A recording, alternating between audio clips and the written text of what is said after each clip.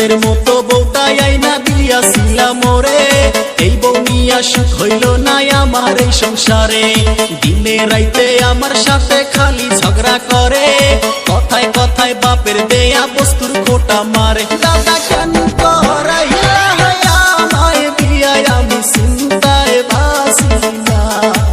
ও দাদা বিয়া না কইরা ভালোই ছিলাম, আমার টেনশন ছিল না।